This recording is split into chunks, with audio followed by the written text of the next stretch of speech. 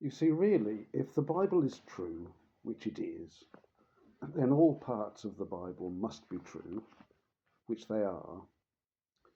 And truth isn't dependent upon time. So all parts of the Bible are always true.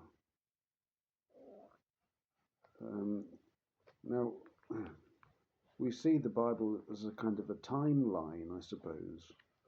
So not all things in the Bible. This is one of the first things that I was told when I went to church. We have to believe the Bible, but just because, and these were dispensationalists at the church that I attended, so extremely focused on the ages and on biblical timeline.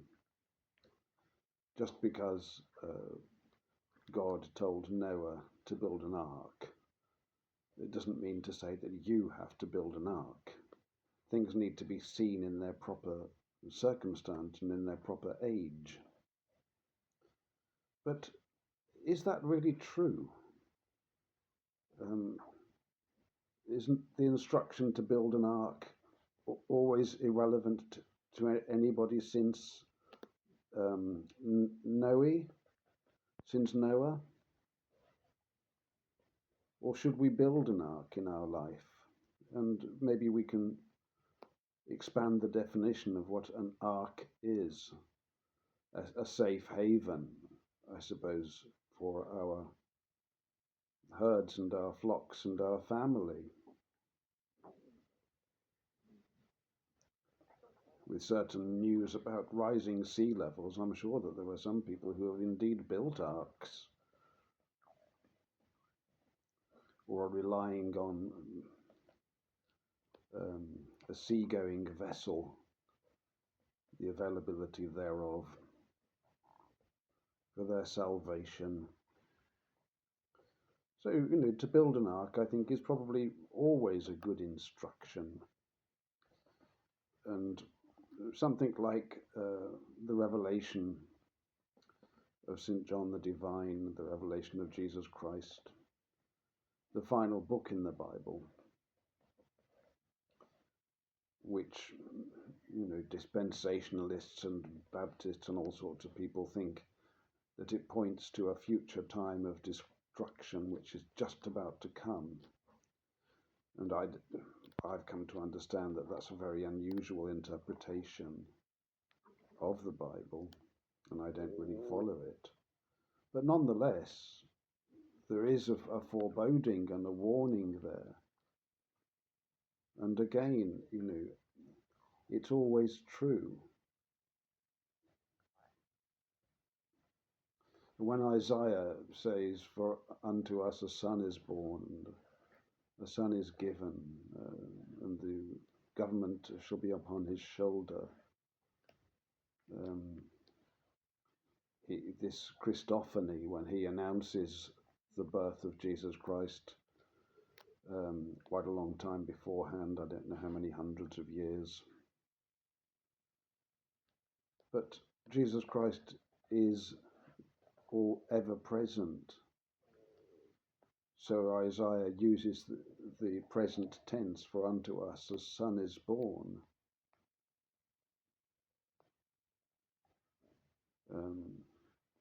Because God is outside of time. Before Abraham was, I am, he said. So we try to fit the Bible into timelines, and this happened and then that happened. But really, everything in the Bible is always true and always applicable. It's our obsession with time because we are bound by time, we feel perhaps, as mortals, that we are bound by the constraints and the passage of time. And in the church, many ministers become experts on deciphering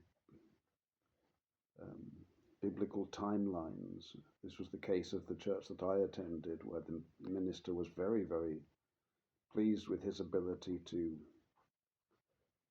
decipher and to know. And there are parallel theories, and there's a great deal of competition between them. And the minister was always very dismissive of those that had a different view of time, as though they didn't know their right hand from their left, like the people of Nineveh. But all these things are impending upon us. The mission to Nineveh is something that every man has to take stock of. We can't place it, I don't know how many thousand years before the birth of Christ, and as though it's some kind of historic event. It's one that I'm quite curious about because of the unusual character I thought, of Jonah. Never really happy with the outcomes that are achieved, even through the agency of the Lord. It makes me think sometimes now, as I prepare for another Christmas alone, and like many of us, I'm sure. But I'm reminded that, if I were a little bit of a more of a friendlier person, then probably I'm sure I wouldn't have had to be alone. One only has to seek company, and it's usually available, but it does require you to be a bit more accommodating, and I've never been that way, and the curmudgeonly nature of Jonah resonates with me. The Lord told him to go and prophesy the words which I will tell you. And he didn't want to do this because I suppose he knew, or in his heart, that the people of Nineveh would be pardoned and saved. And yet they were the mortal enemies of Israel. And they had been very cruel in battle, and the torturing of their prisoners, many of whom would be the brothers of Jonah, I suppose. So I'd heard that the warfare practices of the people of Nineveh were horrendous. And maybe this is why Jonah was resentful, that they were to be saved. And so he forsook the Lord's instruction for as long as he could. But of course he was brought to account, as we all are and we all will be. And does not the Lord instruct us all to go and do something, and we sometimes don't do it? And we don't all find ourselves being swallowed by a great fish. But again, those events can be seen as also as metaphorical. You get absorbed by some worldly conceit, and it casts you down. Jonah was cast down into hell in the belly of the whale. But he still wasn't happy, was he? At the end of that book, do thou well to be angry, yea, even unto death.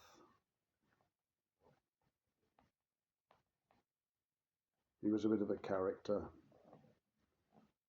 But we can have more positive interactions with the world by being a bit more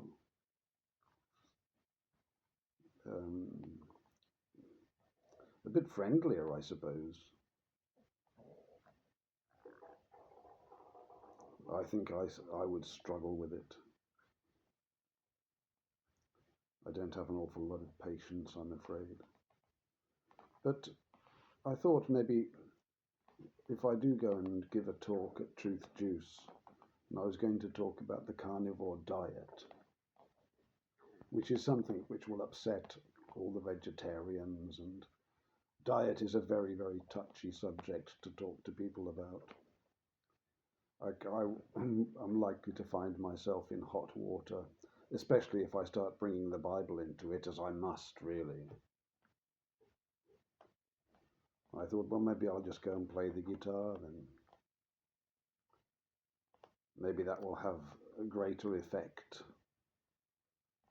It's one thing that I've been doing lately with the nicotine cessation and having a bit more time on my hands, and I don't know quite what, but I started playing about a week ago, and so that's one benefit of quitting pipe smoking, because you can't. I mean, you can smoke a pipe and play the guitar, of course, but there's a limit to how many things a man can do in a day, especially when there's ironing to be done and floors to be cleaned and victuals to be prepared,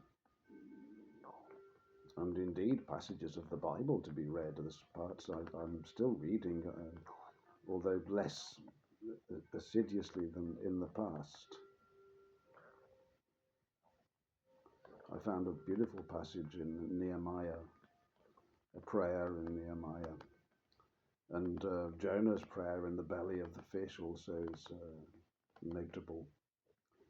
There's various aspects of the Bible that are always teasing me forward. One was the relationship between Judah and Tamar. And I've reread that passage, and I'm probably wrong about my contention, because the Bible does say that the whole thing, the relationship between the two of them, was done in secret. But it beggars belief to me that Judah would not have recognized his daughter-in-law in such an intimate embrace. Because she'd been around the house for quite a long time, hadn't she? And she would have been, an Israelitish woman, probably very beautiful. Whereas Judah was betrothed or married to, I think, a Canaanitish woman or a Midianitish woman, a woman of the nations. And it occurred to me, as these things do, like in a sitcom, I wonder whether he'd cast eyes upon her, and that the whole thing had been a bit more contrived than the Bible would clearly say. And, I can't really make those claims because it would be contradicting scripture, which I can't do, of course, and I won't do it. But I just, it's just curious, is it not? When they have those cases of concealment, like Leah and Jacob, surely it wasn't the morning that he suddenly realized that he was in bed with the spouse's sister, with his intended spouse's sister. And also, it also occurred to me that I think there's a Levitical prohibition of having two sisters as wives, because it would place one sister against the other somewhat. There's plenty to think about in the Bible, I find, and all sorts of thoughts and meditations about it. So anyway, happy Christmas to those people who will be, like me, alone with their thoughts. And I hope to hear from you sometime, maybe before or in the new year. Although the new year really wouldn't start until 2 months after the supposed start. We're only in the 10th month, aren't we now? December. God bless.